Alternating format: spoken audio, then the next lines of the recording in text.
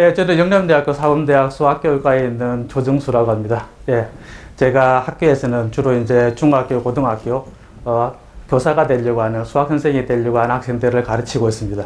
오늘은 전혀 다른 이 학부모님들 대상으로 제가 이 수학을 이제 가정에서 특히 이제 어떻게 수학을 가르쳐야 되는지, 그리고 학교 다니실 때 혹시 수학이 조금 어려웠다면은 수학에 대해서 이 학부모들이 어떻게 생각을 하는가가 사실 학생들한테 굉장히 큰 영향을 미칩니다.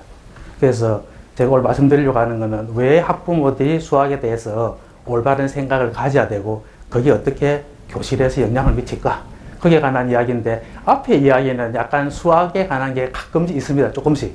어떤 거는 좀 어려운 내용 같기도 하고 어떤 거는 그렇게 어렵지는 않습니다. 한번 들어보시면 되고, 뒤에 이야기는 이제 집에서 어떻게 학생들한테 이야기를 해줘야 될까? 수학에 대해서. 그런 부분에 관해서 두 부분으로 나눠져 있습니다.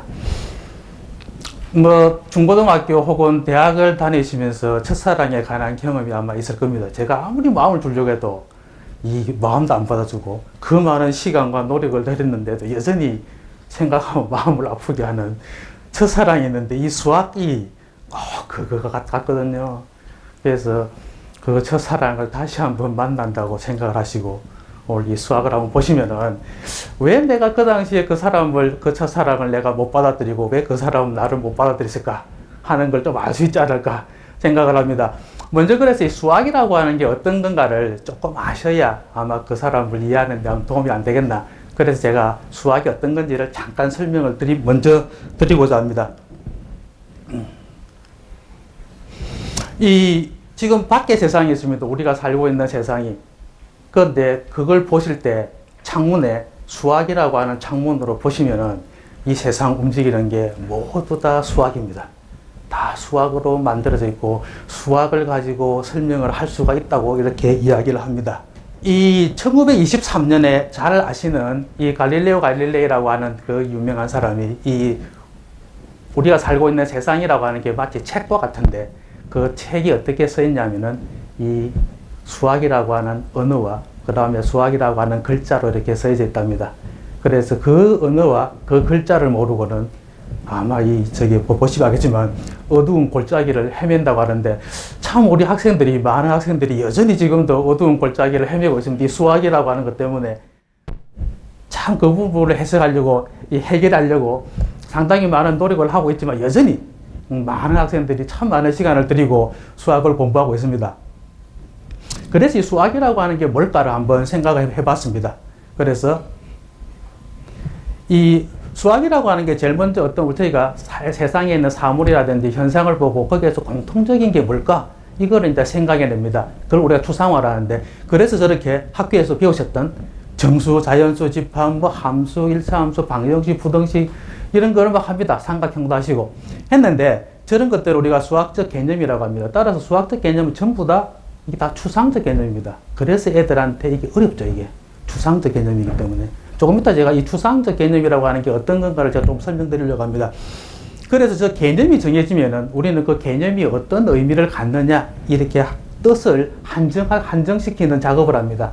그걸 우리가 저게 정의라고 이렇게 이야기합니다. definition이라고. 그래서 삼각형의 정의, 삼각형이라고 하는 이제 개념이라고 하는 그 일상적인 말로 바꾸면 이게 물건과 같은 겁니다. 그래서 그 개념에 관해서 이제 뜻을 이제 매깁니다. 그거를 학교 수학에서 보통 우리가 정의라고 이렇게 이야기를 합니다. 그 다음에 정의가 만들어지면 우리 거기에다가 학교에 배우셨던 사칙 연산 배우셨죠? 덧셈, 뺄셈, 곱셈, 나눗셈 이런 연산을 이제 줍니다. 연산을 주게 되면은 이게 성질을 가집니다. 그래서 삼각형은 이등변 삼각형의 성질, 자연수의 성질, 이런 성질들을 이제 가지게 됩니다. 그 다음에는 이 성질하고 성질 혹은 대상하고의 관계를 또 맺는 작업을 합니다. 그걸 우리는 정리라고 이렇게 이야기를 합니다. 대표적인 정리가 피타고라스의 정리 기억나시죠? 지금도 여전히. 예. 그 다음에 또 하나는 이 수학을 보시면은 이 절차하고 조작이라고 하는 걸 참 많습니다. 간단히 말씀드리죠. 인수분해. 그 다음에 저기 있는 중학교 1학년에 하는 소인수분해. 그 다음에 중학교 3학년에 있는 분모의 유리화. 이런 단어들은 전부 다 절차와 조작에 관한 이야기들입니다. 그래서 저런 것들이 다 묶여가지고 이제 수학이라고 하는 걸 만들어 갑니다. 이 수학에서 저희가 흔히 쓰는 말에 이게 구조라는 단어를 씁니다. 이게 어떤 거냐면은 이 추상적이라고 하는 이야기인데, 저게 애들이 두 명 있는데 한 애는 스키를 좋아하고 한 애는 스케이트를 좋아합니다. 그래서 학생이 한 명, 두 명 있는데, 그거를 왼쪽에 보시면 굉장히 이게 우리가 살고 있는 세상의 그냥 이야기입니다. 그래서 좋아한다. 그 다음에 저게 알렉산더라는 학생은 스케이트는 좋아합니다. 그러면은 저렇게 하면 굉장히 우리 일상적인 이야기입니다. 그걸 조금만 추상화시키면 어떤 거냐면, 학생 도리를 1, 2 이렇게 놓고 스키를 3번, 스케이트를 4번으로 둡니다. 그런 다음에 좋아한다라고 하는 걸 저걸 우리가 관계를 이렇게 연결을 시킵니다. 그래서 중간 거는 조금 덜 현실적이죠. 실제적이고. 저거를 조금 더 한 단계 더 올립니다. 그래서 숫자 1, 2, 3, 4를 왼쪽에 저렇게, 그 다음에 아래로 저렇게 한 다음에 관계가 있는 데는 1, 관계가 없는 데는 0을 줍니다. 그러면은 전혀 세상에서 보지 못했던 저런 구조가 만들어집니다. 저거는 가장 추상적인 구조입니다. 그래서 수학은 저렇게 해서 만들어갑니다. 이 구조는 조금 더 아까 전에 거보다 조금 더 흥미있는 구조입니다. 저 처음에 있는 거는 평면에 8개의 점밖에 안 보입니다. 별로 재미없는 구조죠. 그런데 적어도 가만히 따져보면요, 이쪽에 1개, 그 다음에 3개, 3개, 1개 이렇게 돼 있죠. 점들이. 또 이쪽에서 보면은 2개, 4개, 2개 이렇게 돼 있습니다. 또 가운데 보시면 3개씩 이렇게 대칭을 이루고 있어요. 그래서 별로 재미없는 구조입니다. 그런데 중간 거 선으로 저렇게 연결을 시키고 나니까 학교에서 배우시던 정육면체가 만들어집니다. 조금 더 시각적이죠. 그래서 왼쪽보다는 구조를 볼 수 있습니다. 그런데 저 왼쪽과 가운데 걸 보더라도 여전히 조금 더 추상적인 이렇게 대칭이라든지 그 다음에 다른 어떤 구조를 가지기는 안 보이기가 쉽지 않습니다. 그런데 오른꼴 보시면은 저 빨간 줄, 저걸 중심으로 해서 보시면 제가 파란 줄로 만들어 놓은 거, 이렇게 대칭대가 있는 구조가 보입니다. 이렇게. 그래서 어떤 거를 가지고 수학을 나타내느냐에 따라서 그 안에 숨어 있는 게 드러납니다. 미국에 있는 유명한 작가 케이스 데블린이라는 사람은 수학은 안 보이는 것을 보이게 만들어주는 학문이라다, 이렇게 이야기합니다. 수학은 사실 관계에 관한 학문입니다. 관계라고 하는 건 안 보입니다. 그런데 관계를 맺었을 때 드디어 이제 수학은 사람들한테 눈으로 보이기 시작합니다. 제가 저렇게 선을 꺼놓으니까 보이시죠? 수학이. 예. 왼쪽 저 위 상단에 있는 그림, 저걸 보시면 물이 이렇게 쏟아집니다. 저게 중력이 없다고 하면 그죠? 물이 계속 이렇게 뿜어져 나가겠죠, 위로. 그런데 중력 때문에 모든 물체는 쏘면 저렇게 됩니다. 저거는 물뿐만 아니라 공을 던져도 그렇고, 야구를 하가 공 던져도 그렇고, 모두 다 던지면 저렇게 될 수밖에 없습니다. 그래서 저건 아주 지금 우리가 살고 있는 물리적 세상의 현상입니다. 그럼 저거를 공이라고 하는 거 빼고, 물이라고 하는 거 빼고, 제가 벽돌을 던져가 날아가는 거 빼고, 야구공도 빼고, 다 빼고 나면 뭐가 남을까요? 이렇게 날아가는 것만 남습니다. 그거를 나타낸 게 2차 함수입니다. 예. 그 다음에 밑에 있는 그림, 저거는 태양 주위를 도는 행성에 관한 이야기입니다.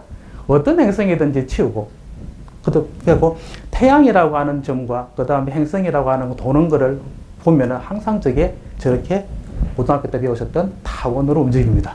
그래서 우리는 타원 방정식을 가지고 고등학교 때 이걸 배웠습니다. 그래서 보면 사실 모든 게 뭡니까? 우리가 살고 있었던 이게 현실에 있었던 문제를 해결하기 위해서 추상으로 만들어 놓은 거죠. 수학이라고 하는 게. 추상이라고 하는 게 어떤 거냐를 제가 말씀드리려고 하는 겁니다. 그림 보셨죠? 두 번째 그림. 세 번째 그림입니다. 네 번째 그림입니다.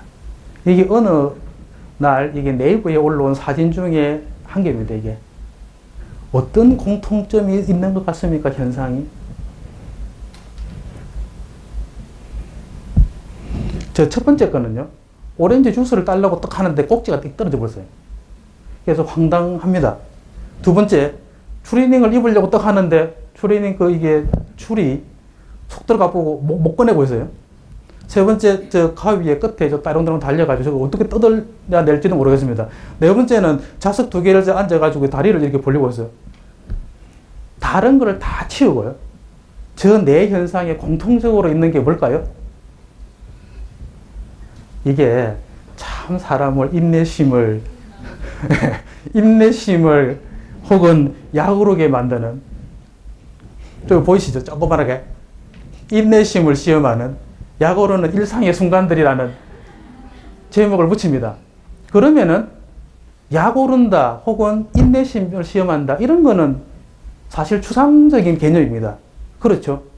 맛있다라고 하는 거는 현실적인 거겠습니까? 추상적인 거겠습니까? 이건 추상적인 거예요. 왜냐? 사과다 맛있다, 배도 맛있다, 뭐 어떤 사람은 뭐 쇠도 씹어서 맛있다. 다 맛있다고 하잖아요. 다 추상적이죠, 이게. 그래서 수학 개념은 다 추상적입니다. 그래서 애들이 다루기가 어렵다는 거죠. 이 흔히 집에서도 그러고 학교에서도 학생들이 수학을 책을 보고 이렇게 펴니다. 펴고 수학을 해봐라 그러면 수학을 이렇게 읽습니다. 알파벳을. 한번 보시면은 저걸 어떻게 읽으면 되겠습니까? 많은 학교의 선생님들과 학생들이 이렇게 읽습니다. 마이너스 3, 마이너스 2. 이 한국 교실인지 외국의 어느 교실인지 잘 모르겠습니다. 뭐가 마이너스인지 잘 모르겠습니다. 또 읽어보라면 이렇게 읽습니다. 음수 3, 마이너스 음수 2. 조금 나은 학생입니다. 왜 영어와 한국어를 번갈아 가서 써보십니다. 네. 뭐 어떤 한은 이렇게 읽을 수도 있겠죠. 음수 3, 음수 2. 이렇게 읽을 수도 있을 겁니다, 아마. 그런데 제가 물어보면 10명 중에 9명도 이걸 제대로 못 읽습니다. 왜냐하면 모든 수학 기호는 다 거기에 따르는 의미가 있고 거기에 따르는 용어가 있습니다. 그래서 앞에 저게는 음수 3이고 뒤에 거는 음수 2입니다. 이렇게 부호입니다. 부호. 정수 아시죠? 양수와 음수. 이렇게 구분되어 있는데 그 음수들 0의 왼쪽에 있는 것들 그 다음에 0의 왼쪽에 있는 음수들을 빼기를 해놓은 겁니다. 이게. 그러니까 음수 3 빼기 음수 2 이렇게 되고 저 빼기라고 하는 것은 사실 연산자입니다. 우리 그거를 초등학교 때부터 배우셨던 사칙 연산자랍니다. 덧셈, 뺄셈, 곱셈, 나눗셈. 그래서 수학은 그냥 읽으면 절대 안 됩니다. 예, 아무리 읽는다 하더라도 저거를 100번 읽는다고 뜻이 통하겠습니까? 안 통합니다. 수학은. 그 의미를 알아야 그 기호가 어떤 의미를 가지고 있는지를 알아야 됩니다. 굉장히 간단한 겁니다. 초등학교 때부터 했죠. 2, 3은 6. 네, 2, 3은 2 곱하기 3은 6. 저렇게라도 읽으면 다음인데 집에서는 2, 3은 6 하시잖아. 2, 3은 중간에 연산자도 빼고 2, 3은 두 번째 2와 3을 곱하면 6과 같아. 이렇게 읽는 분도 있을 겁니다. 아, 이건 조금 더 수학을 좀 잘 아시는 분입니다. 그런데 같다라고 하는 것은 초등학교부터 중학교에 올라가는 애들이 등호 해석을 잘 못합니다. 등호는 같다가 있지만은 같다 아닌 것도 있습니다. 저게 3번 같이 어떤 걸 왼쪽을 더하면은 결과가 오른쪽에 나타난다. 이렇게 결과를 말하는 것도 있습니다. 따라서 어떻게 읽느냐에 따라서 그 안에 있는 기호의 의미가 달라진다는 거죠. 세 번째, 2에 3을 곱하면 6이 된다. 이거는 연산 결과죠. 네 번째, 2를 3배하면 6이 된다. 3을 2배하면 6이 된다. 이거는 전부 다 배수의 개념으로 읽었습니다. 더군다나 4와 5는 교환법칙이 적용돼가지고 읽은 거죠. 그런데 6번 보시면 2를 3묶음하면 6이 된다. 약수 개념입니다. 3을 2묶음하면 6이 된다. 교환법칙에 여기 약수 개념입니다. 따라서 애들이 어떻게 읽는가에 따라서 그 안에 있는 숨어있는 개념이 드러났다가 안 드러났다가 한다는 거죠. 따라서 기호 읽는 게 그만큼 중요하다는 겁니다. 이제는. 그냥 흔히 그냥 2, 3은 6이 돼서는 안 된다는 거죠. 삼각형의 넓이 구하는 공식 A는 2분의 1 B 곱하기 H 이렇게 읽습니다. 밑변 곱하기 높이. 이렇게 읽어서는 절대 삼각형의 넓이 모릅니다. 삼각형의 넓이를 알 수 있을는지 모르지만 이걸 가지고 다른 도형의 넓이는 못 구합니다. 왜? 얘는 밑변 곱하기 높이밖에 모르니까요. 그래서 저 조금 이따가 이제 저에 대해서 구체적으로 더 이야기를 하려고 합니다. 저걸 어떻게 읽어야 되는지.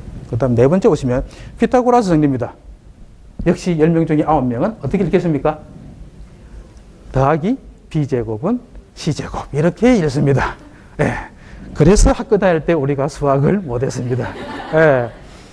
학교 다닐 때 수학 선생님들한테 AS를 다시 해달라고 하고 싶은 심정이 이럴 때 듭니다. 예. 이것도 뒤에가 뭐 다시 한번 말씀드립니다. 왜 이렇게 읽어서는 안 되냐 있잖아요. 의미와 관계에 관한 겁니다. 삼각형의 넓이가 조금 더 말씀드린 거. 이렇습니다. 무슨 말이냐면 제가 지금 밑변 곱하기 높이에다가 괄호를 해놨죠. 밑변 곱하기 높이를 한다는 건 뭡니까 이게? 직사각형이죠. 혹은 정사각형. 그러니까 P 곱하기 H를 가로한다는 말은 P 곱하기 H를 먼저 한다는 말이거든요. 중학교 애들 중에 이 괄호 때문에 굉장히 어려워하는 애들이 있습니다. 수학에서 굉장히 어려운 것 중에 하나가 굉장히 쉬운 것 같지만 이 괄호를 어떻게 해석하는가도 중학교 처음 1학년 들어오면은 그것도 참 어려운 문제 중 하나인데 저게 괄호를 비하자. 저거 먼저 하게 되면 뭐냐면 저기 정사각형이나 직사각형에 관한 넓이입니다. 저거를 반을 한 게 삼각형의 넓이다. 이렇게 해석을 하면은 다음에 다른 도형을 구할 때 예를 들면 정사각형이나 직사각형이 이렇게 대각선을 이렇게 자르면 뭐가 되겠습니까? 삼각형이 두 개 있잖아요. 그죠? 그걸로 해석하면 그냥 정사각형, 직사각형 넓이를 구할 수 있는데 또 그 넓이를 또 배웁니다. 외울 필요가 뭐 있어요? 똑같은 건데. 삼각형의 넓이를 구하는 거를 저렇게 기호를 저렇게 한번 써봤습니다. 이분에는 뭐 b 곱하기 2분의 h, 2분의 h분의 b. 저건 뭐냐면은 높이를 뭡니까 이제? 절반을 하고 그 다음에 밑변을 곱하자. 그러면 저 밑에 있는 노란 직사각형이 됩니다. 따라서 직사각형의 넓이는 여전히 뭡니까?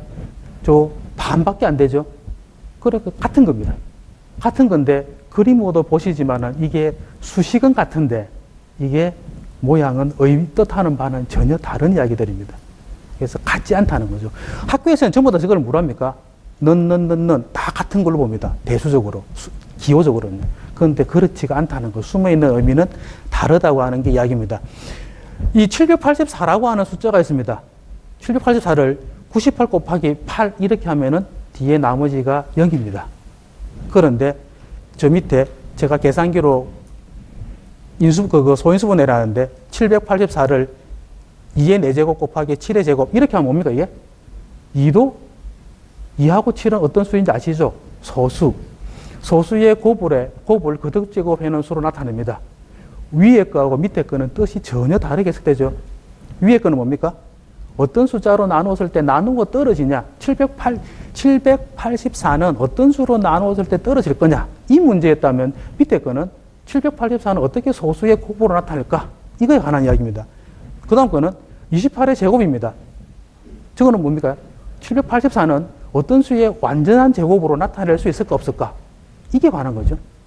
그 다음 마지막 거는 13 곱하기 60 더하기 4입니다. 어떤 수를 했을 때 784라고 하는 것은 나머지가 가질까? 제일 첫 번째 거는 나머지가 없을 때. 그래서 수식을 어떻게 나타내는가에 따라서 전혀 다른 의미를 가집니다. 학생들이 똑같은 저 숫자라고 하더라도 자기가 필요에 따라 가지고 저렇게 수식을 변형시키고 거기부터 뜻을 찾아가야 수학 문제를 해결할 때 이게 의미가 풍부해진다는 거죠. 1, 그 다음 뭡니까? 3, 그 다음에 6, 그 다음에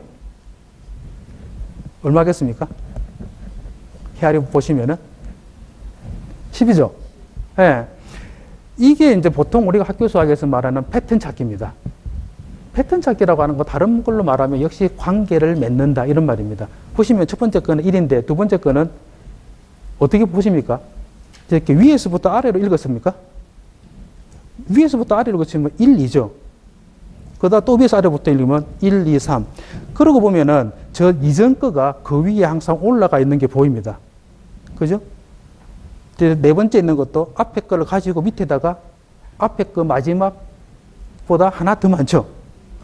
이 모두가 뭡니까 이게? 관계에 관한 이야기들입니다. 이게 전부 다.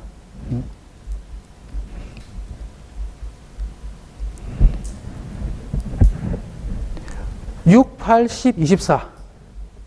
일명 초등학교 1학년에서 배우는 홀수, 짝수에 관한 겁니다. 그 다음에 오른쪽에 표현된 수는 뭡니까? 3, 5, 11, 13. 일단은 홀수죠. 그런데 홀수를 떠나서 다시 또 한 번 더 보면은 얘들은 소수들입니다. 소수. 그래서 6이라고 하는 짝수가 두 소수의 합으로 저렇게 표현됩니다. 그죠? 예, 그 소수의 합이라고 하는 거가 역시 요거를 관계를 맺는 이야기입니다. 그런데 이거는 굉장히 유명한 추측 중에 하나입니다. 그 유명한 골드바하가 말해놓은 추측입니다. 그런데 굉장히 초등적이죠. 초등적인데 저게 전문 수학자들도 증명을 못합니다. 저게 어려워서. 왼쪽에 2 곱하기 3은 6, 0.2 곱하기 0.3은 0.06입니다. 2분의 1 곱하기 3분의 1은 6분의 1, 음수도 있습니다. 왼쪽을 쫙 보시면은 연산자가 있습니다. 다 곱하기 연산자죠. 예, 그런데 뜻이 다 달라집니다. 뭐에 따라 달라지냐면 어떤 숫자를 썼나에 따라서 달라집니다. 보시면은 2 곱하기 3은 여기다. 어떻게 해석하겠습니까? 아까 앞에 보시면은 저는 자연수인데 곱하는 수 2와 3은 항상 곱하고 난 결과가 6보다 작습니다. 그게 자연수의 곱셈의 원리입니다. 또 더군다나 곱하고 한 결과의 6은 항상 곱해지는 두 수보다 커야 됩니다. 이게 자연수의 곱셈의 원리죠. 그런데 0.2 곱하기 0.3을 하면은 어떻게 됩니까? 더 작아져요. 똑같은 곱하기 연산인자인데도 저게 어느 숫자, 예를 들면 어떤 대상을 가지고 하는가에 따라서 달라집니다. 2분의 1 곱하기 3분의 1도 마찬가지입니다. 작아집니다. 그런데 음수로 오면 또 이상한 현상이 발생합니다.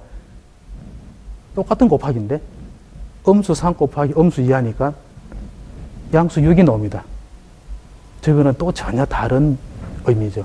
요거에 관해서 조금 이따가 다시 음수에 관한 이야기를 간단하게 또 해드립니다. 이제. 집합이라고 하는 게 있습니다. 중학교 1학년에 나옵니다. 교집합, 합집합, 차집합, 여집합 이렇게 배웠었죠. 예, 그런데 저 보세요. 집합이라고 하는 게 오면은 연산자가 달라집니다. 저렇게 중학교 때 배웠을 때 저걸 왜 배울까 했던 그런 연산자, 전혀 다른 연산자를 씁니다. 저거는 집합에만 쓰는 연산자들입니다. 함수를 더하고 빼고 곱하고 나누게 합니다. 저거는 함수에 관한 연산자라고 할 수 있는데 마지막 거가 한 번도 안 본 새로운 연산자입니다. 저거는 함수에만 쓰는 연산자입니다. 고등학교 때 나오는 합성함수에 관한 겁니다. 저게. 그래서 어떤 숫자들이 오는가, 어떤 대상이 오는가에 따라서 연산자가 달라지기도 하고 그 다음에 똑같은 연산자라도 다르게 해석이 됩니다. 저거를 학생들이 알아야 된다는 거죠. 저걸 모르면은 이제 수학 문제를 풀 때 어려움이 생길 수도 있습니다. 저거를 숫자가 읽기도 어렵죠. 예. 그런데 잘 보시면은 끝에 자리를 보시면은 뭐가 보이십니까? 68, 68, 668, 86. 그래서 저 큰 숫자들이 항상 끝에는 68로 반복됩니다. 그 다음 첫 번째는 6 한 자리입니다. 두 번째는 두 자리, 세 번째는 세 자리, 네 번째는 네 자리 하다가 그 다음부터는 자릿수가 이제 안 맞습니다. 네.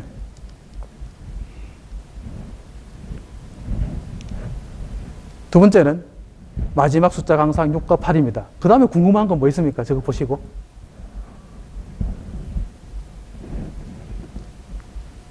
이겁니다. 저게 계속 저렇게 많아질까? 우리는 저런 숫자를 완전수라고 합니다. 조금 이따가 완전수가 뭔지 제가 계산한 결과를 한번 보여드리고 싶다고 하는데, 그 다음에 전부 다 68로 끝나기 때문에 작습니다. 그러면 홀수가 있을까? 이렇게 학생들이 어떤 현상을 보고 그 현상을 가지고 다시 그 다음에 무슨 일이 일어날까를 예측을 하는 저거가 학교 수학이나 혹은 가정에서 이야기가 돼야 되는데, 그 소설책 혹은 애들하고 학생들하고 같이 집에서 이제 그 책을 읽잖아요. 그죠? 이야기책 같은 거. 이야기책 읽고 나신 다음에 뭐 합니까? 그 다음에는 무슨 일이 일어날까 물어보시잖아. 똑같은 이야기입니다. 지금 이게 수학에서도. 이게 그거를 계산하는 겁니다. 보시면 6이라는 숫자는 1, 2, 3. 이렇게 1, 2, 3은 6의 약수들입니다. 그거를 더하면 정확하게 자기수가 나오는데 저런 숫자들을 우리는 완전수라고 이렇게 이야기합니다. 그래서 굉장히 저 큰 수까지 되는데 이 숫자들은 전부 다 소수의 곱으로 나타나져 있습니다. 이게 이제 수에 관한 학생들의 호기심이죠. 예, 수가 어떻게 구성되어 있을까? 이런 거에 관한 이야기들입니다. 저 완전수라고 하는 것은 자기를 빼고 약수들인데 양수만 무화가 더해보면은 내나 그 수가 다시 나오는 거. 이게 우리는 완전수라고 이렇게 이야기를 합니다. 교과서에 보시면은 약수와 배수에 관한 이야기가 있습니다. 왜 학생들이 약수와 배수를 어려워하느냐. 약수와 배수가 모르면은 무슨 일이 생기는지 아십니까? 분수 계산이 안 됩니다, 이게. 중학교 오면은 유리수 계산이 어려워집니다, 이게. 그런데 교과서 보시면 약수와 배수를 이렇게 해놨습니다. 지금 8의 배수, 12의 배수하고 8과 12의 공배수가 24에다가 저렇게 해서 저걸 우리는 최소 공배수를 한다. 이렇게 설명을 합니다. 약수, 8의 약수는 1, 2, 4, 8, 12는 이렇게 하고 저 제일 큰 약수, 저걸 우리는 최대 공약수를 한다. 이렇게 해가지고 끝냅니다. 저게 물론 해석이 있습니다. 원래 이 약수라고 하는 걸 보시면은 3 곱하기 2는 6이라고 하는데 아까 전에 읽는 거에서 보시면은 저 안에 약수와 배수가 들어있는데 약수라고 하는 걸 보시면 약자가 저약자입니다. 영어로는 디바이저고. 그런데 두 가지로 해석이 됩니다. 영어로 디바이저 저렇게로 해석을 하면은 어떤 정수를 나머지 없이 나누는 정수를 우리는 원래수 약수를 한다. 이러니까 6은 3으로 나눌 수 있죠. 네, 딱 2가 떨어지니까 저 3은 6의 약수입니다.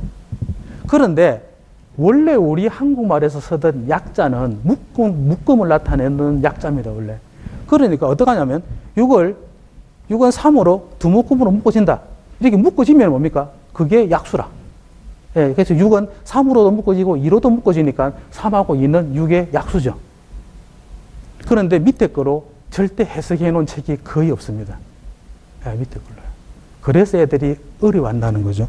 배수는 그래도 우리가 흔히 많이 느낄 수 있습니다. 그냥 영어도 그렇고 우리 한국말도 그렇고 똑같이 이렇게 배자를 몇 배 한다라고 읽습니다. 그래서 6은 3을 2배한 거. 그러니까 3은 6의 배수고 6은 3의 배수고 또한 6은 2를 3배하면 역시 6이 나옵니다. 그러니까 6은 2의 배수이기도 합니다. 그래서 이런 거는 쉽습니다. 그래서 3 곱하기 2는 6이다를 두 가지로 해석할 수 있다는 거죠. 하나는 배수로 하나는 약수로.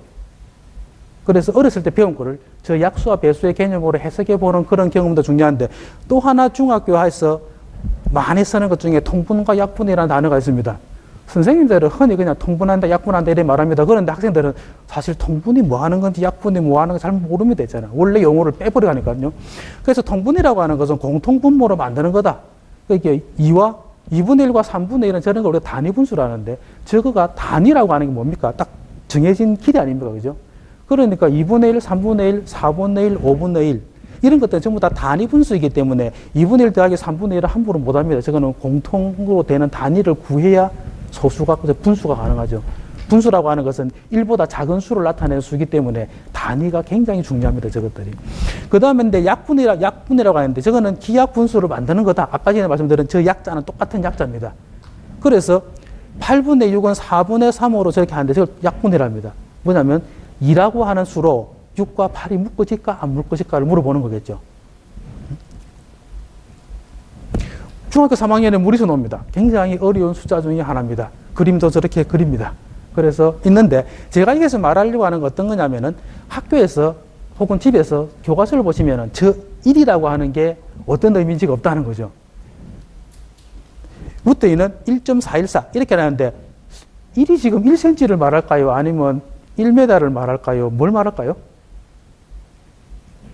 예, 저게 단위가 없는 임의의 유닛인데 단위인데 학생들이 저거를 어떤 뒤에다가 단위를 붙이려고 하는 생각을 하는 학생들이 있습니다. 저게. 그래서 저 1이라고 하는 것은 수학에서 말하는 1은요. 자를 되기 전까지는 1은 그냥 어떠한 길이도 다 될 수 있습니다. 따라서 루트 2라고 하는 것은 저기서만 루트 2가 아니고 이만큼 해도 이걸 1로 잡으면 이걸 가지고 제가 루트 2를 또 만들 수 있다는 거죠. 무리수에 대해서 교과서에 하나 나오는 이야기 중에 분모 유리화라고 하는 게 있습니다. 한번 보시면은 분모의 근호가 있을 때 분모 분자의 0이 아닌 같은 수를 곱하여 분모를 유리수로 고치는 것 이렇게 데피니션이 내려져 있습니다. 저거를 보면은 분모 유리화를 왜 하는지 이해가 가십니까? 안 가죠. 그냥 어떻게 하냐면 이렇게 해랍니다. 이렇게 해라. 그런데 항상 집에서 학교에서 학생들이 궁금해하는 거는 그렇게 하면 뭐가 좋냐는 거죠. 왜 해야 되고. 그런데 여기 계산한 거 루트 3분의 루트 5를 보시면은 저게 밑에 중간줄에 루트 3을 저렇게 아래 위로 곱합니다. 저거는 뭐 실수의 성질에 따라서 똑같은 수를 곱하거나 결과는 같았으니까. 그러면 3분의 루트 15가 나옵니다. 그럼 원래 루트 3분의 루트 15일 때 저 길이가 머릿속에 들어옵니까? 루트 3분의 루트 15의 길이가? 안 들어오죠? 그런데 3분의 루트 15 하면은 길이가 들어오죠. 왜? 루트 15라고 하는 길이는 아까 전에 무리수 때 만들듯이 만들어갈 합니다. 그거의 얼마 길이라고요? 3분의 1의 길이니까 내가 저 3분의 루트 15의 길이는 내가 만들어낼 수 있다는 거죠. 이게 훨씬 밑에 거가 의미가 있죠. 위에 루트 3분의 루트 5보다는 훨씬 의미가 있습니다.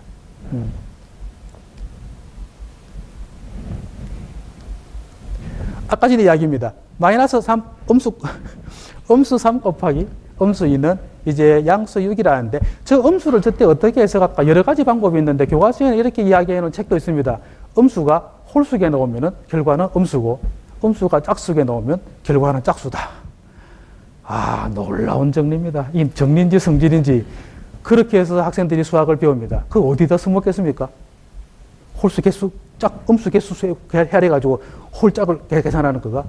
그런데 저 음수라고 하는 것은 대칭입니다. 대칭이라고 하는 것은 똑같은 그림만큼 이렇게 접을 수 있다는 거죠. 접는 거. 예. 그래서 0이라고 하는 게 처음에는 양수끼리 그냥 곱합니다. 2 곱하기 3은 6 해서 합니다. 그 다음에 음수가 한 번 있습니다. 그래서 저렇게 반대로 옮깁니다. 그러면은 저기가 음수 6이 됩니다. 그런데 음수가 하나 더 있죠. 그래서 한 번 더 옮깁니다. 똑같은 거리를. 그러면 양수 6이 나옵니다. 네.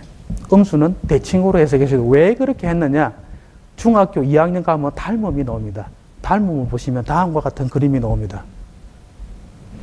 회색으로 삼각형 ABC에 저거를 2배로 늘리면요. 저와 같이 삼각형이 저렇게 다시 큰 삼각형이 나옵니다. 저게 대표적으로 중학교에서 시험 문제 굉장히 많이 나오는 문제 중에 하나입니다. 저런 거가. 그런데 또 저렇게 위에 삼각형이 거꾸로 올라간 삼각형도 나옵니다. 저렇게 닮음을 이용해가지고 뭐 강의 폭을 구하고 하는 문제 나오거든요. 연모대 폭을 구하는 문제 오시는데 왜 그러면 저렇게 거꾸로 올라갈까? 저거는 제가 닮음 비를 음수 마이너스 1을 줬을 때 음수 1을 주면은 닮음이 이렇게 뒤집어져 거꾸로 올라갑니다. 이게. 그러면은 음수를 저 위에 걸 해석한 학생은 저 닮음에서 왜 저렇게 그림이 뒤로 대칭되는지를 해석하기가 훨씬 쉽다는 거죠. 중학교 책에 보시면은 혹은 초등학교 때부터 저렇게 두 직선이 나옵니다. 저 직선은 이름을 붙이는 거는 L하고 M밖에 없습니다. 초등학교에서는 가나라고 붙입니다. 그 외에 다른 이름 붙일 수 있으시겠습니까? 하나는 위에 거, 하나는 밑에 거. 뭐 이렇게밖에 안 됩니다, 지금. 그런데 중학교에 오면 1차 함수를 배우면서 애들이 좌표계라고 하는 걸 배웁니다. 이제 좌표계에다가 한번 놔보겠습니다. 무슨 일이 생기는지. 이제 모든 직선은 다 이름을 가집니다. 보시죠. 0.81x 더하기 3 밑에 거는 0.5x-2라고 하는 이름을 가집니다. 뭐 때문에 저 이름이 붙였겠습니까? 기울기와 절편 때문에 모든 직선은 이름을 가집니다. 저게 직선을 구분 짓는 좌표계가 왜 중요한가 하는 것을 말해주는 단편적인 예입니다. 이제. 그런데 애들은 왜 좌표계가 필요하고 왼쪽 그림은 평면기하입니다. 왜 평면이 필요할까? 왜 좌표계라고 하는 게 그렇게 중요할까를 애들이 잘 모른다는 거죠. 이 학교에서도 가르치고 집에서 참고서를 보고 해도. 직선과 곡선이라고 하는 게 있습니다. 아까 전에 보셨던 직선, 그다음 y는 x가 보면 곡선입니다. 지금 대표적으로 중학교부터 나오는 직선과 곡선을 말하고 있는 대표적인 주자들입니다. 저 1차 함수와 2차 함수죠. 차이가 뭐겠습니까? 저거 두 개 차이가 기울기에 관한 차이입니다. 기울기. 학생들한테 직선이 뭐냐고 물으면요. 대답을 잘 못합니다. 그냥 이렇게 꺼진 거. 곡선은 뭡니까? 이렇게 휘어진 거. 이렇게밖에 말을 못해요. 그런데 직선은 어떤 두 점을 잡더라도 기울기가 같아야 됩니다. 예. 그게 직선입니다. 곡선은 뭐겠습니까? 어떤 두 점을 잡아가 기울기를 구해도 안 구해집니다. 기울기가 계속 변합니다. 그래서 고등학교 가면 드디어 우리가 극한이라고 하는 걸 배울 때 좌극한, 우극한, 기울기를 왼쪽과 오른쪽을 구합니다. 어떤 점을 기준으로 해가지고. 그때 왜 기울기를 왼쪽과 오른쪽을 구하느냐. 이게 직선이 되냐 안 되냐를 따지는 문제거든요. 그게 어디서부터 시작됐냐면 중학교부터 시작됩니다. 기울기 가지고. 그래서 기울기 개념이 너무너무 중요하다는 거죠. 이게. 중학교 3학년을 보시면 다음과 같은 2차 함수가 나옵니다. 그래프 모양 똑같죠? 책에다가 뭐가 다릅니까? 밑에 있는 식이 다 다릅니다. 네. 첫 번째 거를 우리는 일반형이라고 이렇게 이야기하고 두 번째는 두 개의 괄호가 있죠. 예, 2차식은 2차 함수 혹은 2차 방정식은 인수분해를 하면 저렇게 1차식의 곱으로 나타난다. 저게 이제 나오는 거고 세 번째 거는 저런 거 우리가 완전 제곱으로 한 거다. 이렇게 말합니다. 그래서 그래프의 모양은 다 똑같은데 저게 다 다른 기호로 나타낸 거죠. 그래서 첫 번째 거는 이렇게 기울기가 양수다, 음수다, 아래로 휘어졌다, 위로 휘어졌다 이런 거. 그 다음에 절편을 말합니다. 플러스 2라고 하는 거 보시면 저 왼쪽에 Y축을 지나는 거 보이죠? 저런 거를 이야기하려면 1번식을 써야 됩니다. 두 번째는 저게 x-1하고 x-1하고 x-2가 있죠. 저거는 x축을 지나는 점을 말합니다. 저기는 절편을 몰라요. 풀기 전에는. 그런데 딱 식만 보자마자 x축에 만나는 두 점을 우리가 알아낼 수 있습니다. 저를 뗐습니다. 세 번째 거. 저거는 언제 서겠습니까? 저거는 꼭지점이 어디냐를 알아볼 때 서는 식입니다. 다 똑같은데 식이 달라질 때마다 해석하는 방법이 다르다는 거죠. 의미가. 학생들이 저걸 알아야 되는데 그냥 손으로 합니다. 계속 저거를. 뭐 완전 제곱하고 뭐 인수분해하고 하면 뭐 하겠습니까? 뜻을 모르는데.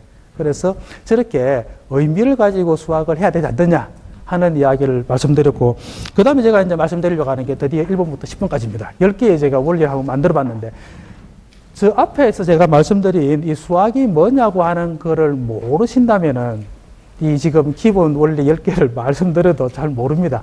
그래서 제가 시간 내가지고 말씀드렸고, 첫 번째 원리 1번 이겁니다. 수학 교과서를 큰 소리로 10번 읽자. 오늘 돌아가셔가지고 집에 있는 애한테 무조건 수학 교과서 10번 읽어봐라니, 요 자리에서 엄마가 밥하고 있는 동안에 10번 읽어봐라. 네. 그럼 뭐 읽는 게 중요할까? 아닙니다. 아까 보셨죠? 읽는 게 얼마나 중요한가?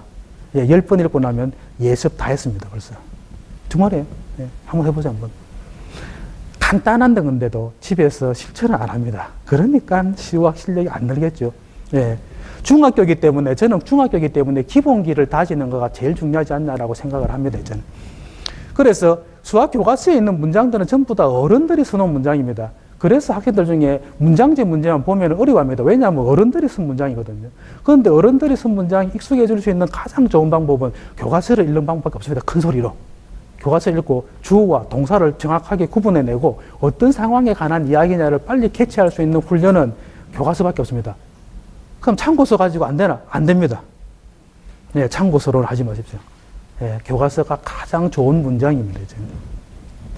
예습을 할 수 있는 가장 간단한 방법이고, 교과서에 있는 문장, 단어, 기호에 익숙해지면은 학생이 가서 그다음부터 교사가 하려고 하는 수업에 관심을 가지기 시작합니다. 궁금한 것도 물을 수도 있을 겁니다, 아마. 두 번째는 못 푸는 문제는 작은 문제로 나누어가 풀어보자는 겁니다. 이 문제를 나누는 것도 있지만 절차를 나누는 것도 마찬가지입니다. 인수분해만 하더라도 적어도 뭡니까? 한 서너 개의 절차로 이렇게 딱 내려가게 되어 있습니다. 그런데 그걸 한 번에 다 하려고 많이 애들이 합니다. 그러다 보니까 학생들이 실수를 하게 되죠. 수학은 확성을 요구하기 때문에 실수를 하면 안 되는 과목이거든요. 그래서 그러기 위해서는 큰 문제가 나오면 일단 항상 작은 문제로 나눠보는 훈련이 가장 중요하다는 거죠. 그래서 집에서 학생들을 지도하실 때 항상 이 작은 문제를 한번 나눠보자 했잖아요. 설령 곱하기 문제라 하더라도요. 유리수에 중학교 1학년 정도 보시면은 음수하고 유리수하고 그 다음에 양수하고 이런 것들이 섞여가지고 막 나옵니다. 그럴 때 양수는 양수 혹은 유리수는 유리수끼리 이렇게 조금 이렇게 문제를 풀기 전에 어떤 작은 문제로 나눌 수 있을까? 이걸 조금 생각해 보면은 훨씬 학생들이 그거 좀 더 나아지지 않을 거라고 이렇게 생각이 들었습니다. 그래서 이 실수할 가능성을 줄일 수 있는 방법이 뭐냐? 근데 학부모들 중에는 실수할 방법을 줄일 수 있는 건 오직 암기 훈련 반복 연습밖에 없다. 이렇게 생각하시면 큰일이십니다. 그거는 1950년대에나 통하는 방법입니다. 네, 그거는 과거 이야기입니다. 이 조심하셔야 됩니다. 조금 전에 제가 말씀드린 바로 그 이야기입니다. 여기 계시는 분들이 수학을 배웠을 때는 벌써 그건 50년 전의 이야기입니다. 거기에 있는 심리학을 가지고 저희가 했는데, 그때를 우리는 행동주의 심리학 이렇게 이야기합니다. 반복하고 암기하고 연습하고 또 계속 하는데, 그거가 수학을 하는 거가 아닙니다. 있잖아요. 그거가 그렇게 하면은 여전히 뭡니까? 수학은 모든 걸 다 암기할 수밖에 없다는 거죠. 수학은 그래가지고 안 되거든요. 이 의미를, 아까 말씀드렸지만, 의미를 가지고 해석을 하기 시작하면 한 개의 의미가 다음 거에 틀림없이 의미를 전달해주는. 그 다음에 지금 그래서 저희가 이 보통 심리학에서 저걸 우리 구성주의 심리학이라고 말하는데, 그래서 이게 의미를 강조합니다. 제가 이제 아까 계속 말씀드린 것 중에 하나가 저 의미라고 하는 게 새로운 심리학의 흐름이기 때문에 저거를 좀 유의 깊게 보시면 안 좋겠나 생각을 합니다. 그 다음에 이제 네 번째 기본 원리가 질문에서 배운 지식이 오래 간다. 이 이야기입니다. 학생이 이 학교에 갔다 오시면 제일 먼저 가방 받으면서 뭐라고 물어봅니까? 이 대표적으로 나오는 거가 오늘 뭐 배웠습니까? 뭐 배웠? 애가 이렇게 말합니다. 오늘은 무리수 배웠습니다. 그걸로 끝입니다. 수학 시간에 뭘 물어보자고 좋겠습니까?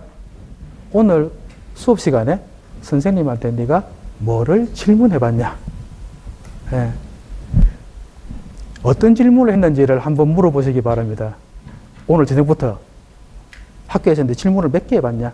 어떤 질문을 해봤냐? 이거가 제가 볼 때는 가장 중요하지 않을까라고 생각을 합니다. 질문을 하려고 하면 어떻게 해야 됩니까? 질문을 하려고 하면 사실 알아야 됩니다. 뭘 알아야 질문하죠, 그죠? 그래서 질문을 한다고 하는 것은 그만큼 자기가 안다는 거고, 알기 위해서는 뭡니까? 네, 맞습니다. 예습을 해야 되고, 예습을 하기 위해서는 10번 읽는 게 중요합니다. 계속 같은 이야기가 내려옵니다. 그 다음에 질문이라고 하는 것은 하다 보면은 학습에 관한 흥미와 관심을 나타내고, 또 하나 질문은 내 생각을 이렇게 정리를 할 수 있습니다. 저는 이제 대학생들하고 수업을 하면서 학생들이 질문을 합니다. 그런데 어떤 학생 같은 거 질문을 굉장히 하는데, 질문을 하는데 한 1분 이상 말합니다. 30초 이상씩. 질문하는 자기도 무슨 말 하는지 모르고, 질문 받는 저도 무슨 말 하는지를 모르겠습니다. 그래서 제가 하는 말 중에 이겁니다. 25자로 줄여라. 뭡니까? 자기의 생각을 정리할 수 있는 기회를 준다는 거죠. 그래서 질문이 굉장히 이렇게 좋은 효과를 발휘하고 있습니다. 수학은 다른 교과에서 배울 수 있는 독특한 수학적 사고를 훈련하는 과목이 기본 원리 5입니다. 학교에 다니시고 이때까지 우리가 있을 때 선생님들을 가장 많이 본 선생이 누구였습니까? 하루에? 네, 이 국영수 선생입니다. 그 중에서도 수학 선생입니다. 자습할 때도 수학 선생. 본시, 고등학교 가면 더 합니다. 예, 과목을 수학 3과목을 동시에 들어가면서 수학 선생님 들어옵니다. 다시 수업이 끝나고 또 하는데 또 그게 또 들어오십니다. 그래서 수학 선생을 가장 자주 보는데, 그러면 수학이라고 하는 걸 배워서 어디다 써먹냐? 이 말을 자주 합니다. 사람들이. 두 번째 보시죠. 수학 배워서 아무 소용 없는데. 야, 사칙연산만 하면 되지. 그거는 굉장히 모르시는 말씀입니다. 예. 수학 교과라고 하는 것은 항상 내용과 방법이 두 개가 결합되어 있습니다. 제가 앞에서 계속 보여준 예가 그런 예입니다. 수학은 내용만 배우는 과목이 아니면, 수학은 분모, 요리와 배합은 뭐 하겠습니까? 아무 데 써먹을 데 없죠? 흔히 쓰는 말, 미적분학 배합 어디 쓰습니까? 그렇죠. 숨을 데 없습니다. 그런데 미적분학을 하는 이면에는 놀라운 사고가 있습니다. 특히 미분 같은 경우는 최대 최소값, 다른 말로 하면 어떤 문제가 있을 때 그거를 가장 최적화시키는 게 뭐냐? 이 방법을 찾아내는 게 미분과 적분에 관한 이야기였죠. 미분에서부터 시작됐지만. 그래서 수학은 배워봐야 아무 소용없다라고 하는 것은 굉장히 저거는 사람들이 내용만 가지고 이야기하는 사람들입니다. 수학은 사실 분모 유리화를 가르쳐놓고 인수분해를 하라고 수학 교과서를 만들어 놓은 게 아니거든요. 집합을 가르치려고 만들어 놓은 것도 있겠죠. 하지만 집합 이면에 있는 집합적 사고라고 하는 게 있습니다. 집합이라고 하는 개념은 어떤 분류를 할 때 가장 중요하게 쓰는 게 집합적 사고죠. 유치원에 가면 흔히 보입니다. 저기 애들이 막 놀다가 뭐합니까? 자, 전부 다 이 놀이 자동차는 전부 다 저 박스에 놓고, 자, 인형은 전부 다 이 박스에 놓고, 이게 집합적 사고의 시작입니다. 분류하기. 집합은 분류하기거든요. 그래서 분류하기, 인수분해하기, 인수분해와 전개는 역과정입니다. 그런데 그 안에는 어떤 게 들어있냐면 가역적 사고라고 하는 게 들어있습니다. 가역적 사고라고 하는 건 뭐냐면요. 집에 가시면 한 5살 이렇게 어린애가 있으면 한번 해보세요. 물건을 한 7개 정도 놔놓고 앞에서부터 읽어봐라. 왼쪽부터 오른쪽 하면 읽습니다. 지우개, 연필 한다? 그러면 도래? 그럼 거꾸로 읽어봐라. 이러면 못 읽는 애가 있습니다. 예, 이게 거꾸로 사고를 못 하는 거죠. 그게 가역적 사고라는데, 이 인수분해 전개는 그런 훈련을 하는 방법 중에 또 놀라운 방법 중에 하나입니다. 그리고 어떤 일은 뭡니까? 이쪽으로도 풀렸다가 또 거꾸로도 풀리는 문제들이 있습니다. 현실 생활에서도 그런 문제를 흔히 다 보게 되는데, 수학을 직업으로 하는 학생과 그렇지 않은 학생이 있습니다. 집에 있는 학생들도 아마 수학을 가지고 자기 직업을 삼는 사람과 수학을 가지고 직업을 삼지 않는 사람도 있습니다. 흔히 문과반 고등학교에 인문계열에 있는데 내가 뭐 때문에 수학을 해야 되느냐. 이렇게 말하는 사람이 있는데 제가 볼 때는 그거는 큰 잘못이죠. 그거는 수학의 내용만 가지고 말하는 사람들입니다. 수학의 내용은 사실 이야기를, 사고를 훈련하기 위한 소재입니다. 소재. 그 소재를 가지고 다른 뒤에 있는 사고를 가르쳐야 되는데 학교에서 지금 요 문제가 가장 잘 안 된다는 거죠. 소재를 가지고 사고를 안 가르치고 내용만 그냥 잔뜩 가르칩니다. 뭐 참고서도 그렇고 문제집도 그렇고 다 이제 그런 식이라는 거죠. 수학적 사고는 굉장히 많은 사고가 있습니다. 예를 들면 일반화도 있고 추상화도 있고 특수화, 시각화, 뭐 패턴 찾는 거, 뭐 관찰, 실험 이런 것들이 굉장히 많습니다. 수학 교실에서 올바르게 수학을 배웠다면은 밖에 나가서 굉장히 뛰어난 사고를 할 수 있는 훌륭한 시민으로서 정확한 사고, 그 다음에 타당성 있는 사고를 하는데 굉장히 좋은 훈련을 하게 된다는 거죠. 그래서 부모님들이 수학이라고 하는 게 내용만 하는 게 아니고 사고를 훈련하는 거다. 이렇게 생각만 바꾸셔도 전혀 학교 수학을 보는 관점이 달라질 거라는 거죠. 학교에 가셔가지고 수학 수업을 한 번씩 보시잖아요. 보실 때 우리 반에 우리 선생님은 어떻게 수학을 가르칠까 한번 보세요. 뭐로 가르치시는지. 수학 수업은 또한 내용을 가르치고 사고도 가르치지만 이게 정의적인 영역에 관한 이야기입니다. 인내와 끈기와 정확성과 집중력을 키우는 시간입니다. 어떤 교과를 보더라도 학교에서 1시간 동안 정확하게 앉아가지고 틀림없이 작업을 해내는 교과가 있습니까? 없습니다. 있잖아요. 다른 교과는 깜빡 졸아도 별 문제 없습니다. 하지만 수학은 깜빡 졸면 뭡니까? 여전히 틀립니다. 수학은 정확성을 훈련하는 과목인데 그게 정확성이라고 하는 것은 사고의 정확성을 말합니다. 계산을 정확하게 한다. 이것도 뭡니까? 사고를 정확하게 하기 위한 훈련이라는 거죠. 그 다음에 수학 시간은 인내와 끈기를 배웁니다. 한 문제를 가지고 1분, 2분 만에 풀리는 수학 문제가 수학 문제가 아니라고 저는 봅니다. 그거는 그냥 연습 문제죠. 훈련하는 문제입니다. 수학 문제는 5분, 10분, 1시간, 어떤 데는 하루 이틀 이렇게 끈기 있게 한 문제를 생각해보는 그런 훈련이 집에서부터 학교로 이렇게 이어져 가지고 하는 게 수학이고, 수학이 기본적으로 계산과 사고의 정확성이 요구되는데 그 과정에서 집중력이 또한 필요합니다. 특히 집에서 학생들한테 5분 혹은 10분 한 문제를 5분 보다가 텔레비전 한번 봤다가 10분 있다가 물 마시러 3번 나갔다가 이게 참 집에서 인내심과 끈기를 길러주는 훈련이 무엇보다도 중요하겠습니다. 그렇다고 해서 학생한테 문 닫아놓고 1시간씩 못 나오게 한다. 이런 거는 또한 안 되겠습니다. 가정에서 한 문제를 매일 지속적으로, 매일 지속적으로 수학이라고 하는 게 손을 놓으면요, 그게 감이 떨어진다는 말을 참 많이 합니다. 수학 선생님도 그렇고, 저와 같이 있는 수학하시는 분들도 그렇고, 그래서 수학은 매일 훈련하는 게 가장 중요하다. 이렇게 이야기를 합니다. 그 훈련이 제 생각에는 학교에 가서 가지고도 애들한테 영향을 주지 않을까, 이런 생각을 합니다. 앞에서도 예를 많이 보셨지만 이 기본 원리 7번은 수학은 기호에 관한 겁니다. 그래서 기호마다 사용하는 의미가 있기 때문에 이 의미를 잘 애들이 읽도록 하는 그러한 훈련을 시키는 게 중요하다 이렇게 생각합니다. 일상 언어하고 다르게 수학은 기호를 씁니다. 어떤 학문보다도 기호를 쓰는 학문입니다. 그래서 아마 수학이 어렵다고 학생들이 할 겁니다. 그래서 이게 기호 사용해야 되는데 저게 2 더하기 3은 6 아까 전에 제가 설명드린 거고 등호를 어떻게 해석할 거냐는 문제는 굉장히 중요하다고 말씀드렸고, 두 번째 2x 더하기 5는 13입니다. 제가 지금 어떻게 읽었냐면요, 2x 더하기 5는 13 읽었는데 제가 잘못 읽었습니다. 왜 잘못 읽었냐면은 중학교 학생 중에 2x가 저게 뭔지를 잘 모르는 애들이 있습니다.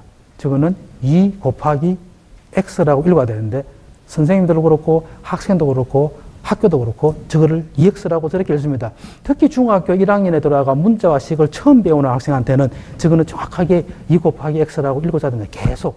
그거에 애가 익숙해질 때까지 2 곱하기 x라고 읽어야 됩니다. 왜 이게 중요하냐? 이게 중요합니다. 애들이 이거를 몰라가지고 문자와 식을 정리하는데 어려움을 겪는 애들이 있습니다. 정말로. 보시면은 시험지 보면은 온갖 종류의 에러를 타고납니다. 어머님들이 생각하기도 어려울 정도의 오류를 범합니다. 학생들이. x에 어떤 수를 대입하기 전까지는 2x하고 5는 더해지겠습니까? 안 더해지겠습니까? 안 더해집니다. 그런데 등호를 잘못 해석하면요, 애가 2x 더하기 5는 하고 2x와 5를 더하는 걸로 생각합니다. 저게 문자를 모르면요. 그래서 이 기호 의미가 굉장히 중요하다는 거죠. 문제를 풀기 전에 자기 문장이나 말로 한번 표현해보게 하자. 이게 제가 만든 기본 원리 8번입니다. 학생들이 문제를 풀기 전에 자기 말이나 그 다음에 문장으로 한번 표현해보는 걸 잘 안 합니다. 예를 들면 어떤 거냐면요. 문장을 이렇게 한번 읽습니다. 예를 들면 뭐 문제 1번이다. 어떤 문제가 있다. 그러면 큰 소리로 문제를 읽습니다. 그런 다음에 덮어보자. 딱 덮고. 자, 이 문제에서 뭘 하는 것 같냐? 뭘 문제가 말하고 있었는지. 아니면 이 그 문제를 한번 그냥 네 말로 한번 말해봐라. 어떤 문제인지 도대체 뭘 하려고 하는 문제인지 어떤 상황에 관한 건지 흔히 그냥 이등변 삼각형에 관한 건데요? 라고 하든지 굉장히 간단하겠지만은 자기 문장이나 말로 표현을 해보기 전에는 저희는 이게 학생이 혹은 집에 있는 자녀가 이걸 어떻게 이해하고 있는지를 해석해낼 수가 없다는 거죠. 그런데 집에서 혹은 학교에서 선생님들은 한 번 읽은 애 보고 자기들이 바로 문제를 풀든지 학생들도 바로 그냥 문제를 이렇게 풀려고 애를 씁니다. 그 과정에 한 번 정도 더 자기 생각으로 풀어보고 자기가 분명히 문제를 읽었는데 자기 말로 표현을 못한다. 이거 뭡니까? 그 문제가 이해 안 갔다는 말입니다. 벌써부터. 그러면 어디가 문제 이해가 안 갔을까? 이걸 이제 그 다음에 추적해 들어가면은 안 좋을까? 9번입니다. 오답 노트를 만들게 하자. 여름에 뚝이 계속 터집니다. 얼마나 불안하겠습니까? 오답 노트를 계속 만들어 가야 됩니다. 자기가 어디를 못하는지를, 공부 못하는 학생은 특히 수학을, 자기가 어디를 못하는지를 모르는 학생은 역시 학업성이 떨어집니다. 공부 잘하는 학생들일수록 자기가 어디를 못하는지를 압니다. 그래서 그 부분을 보완을 하고 보강을 하고 잘 모르는 부분은 선생님이나 친구들한테 물어서 그 부분을 완성을 합니다. 그런 자세가 항상 필요하고 이 오답 노트를 적는데 오답 노트를 적을 때는 특히 이 틀린 문장이 있으면 문제가 있으면 그걸 그냥 전부 다 외우게 하는 게 중요합니다. 무슨 말이냐면은 머릿속에 그 문제를 전부 다 외우가 있으면은 버스를 타든 밥을 먹든 뭘 하든지 간에 머릿속에서 그 문제를 계속 이렇게 생각을 해볼 수 있다는 거죠. 그러다 보면 어느 순간에 뭐가 생깁니까? 문제가 풀리는 그 직관이라고 하는 단계가 생길 수도 있습니다. 그래서 진짜로 정말로 안 풀리는 문제가 있으면 학생한테 혹은 자녀한테 그 문제를 전부 다 그냥 외우게 하시는 게 가장 좋습니다. 그게. 쉬운 것부터 해야 됩니다. 수학은 원래 기본 개념부터 만들어져 올라와 이게 역사적으로 사여온 수학입니다. 그래서 항상 쉬운 것부터 하고 쉬운 것부터 하는 이유 중에 또 하나는 학생들이 쉬운 걸 하면서 자기가 답을 맞추고 자기가 한 문제를 풀었고 자기가 했던 사고가 맞다고 하는 그게 성취감을 가집니다. 수학을 잘할 수 있는 자신감이 생기는 것은 작은 성취가 이렇게 모일 때입니다. 조그마한 성취들이 모여가지고 자기가 뭔가를 해낼 수 있다. 이걸 느끼는 것이 가장 중요합니다. 그래서 절대 다른 집에가 학생이 어려운 문제집을 푼다. 따라가서는 안 되는 이유입니다. 다른 집에가 수학을 100점 맞는데 왜 우리 집에는 못 받을까? 생각할 필요도 없습니다. 그런 거는 보시지 마시고 주변을 보시지 마시고 우리 애가 가장 못하는 건 뭘까? 그 기본부터 중학교라고 생각을 하신다면은 제 생각에는 이게 가장 좋은 학습법이 아닐까 이렇게 생각합니다. 결론입니다. 이 학교에서도 중요하지만 제가 항상 강조하는 건 집에 계시는 학부모님들이 어떤 수학에 관해서 수학을 배우고 가르치는 관해서 어떤 생각을 가지고 있는가 하는 것이 굉장히 중요합니다. 그래서 오늘 이 두서없이 이게 말씀드린 이 수학의 과정에서 수학을 가르치고 혹은 지도할 때 조그마한 제가 나름대로 만들어 본 10개의 이러한 원리가 큰 도움이 되었으면 고맙겠습니다. 감사합니다.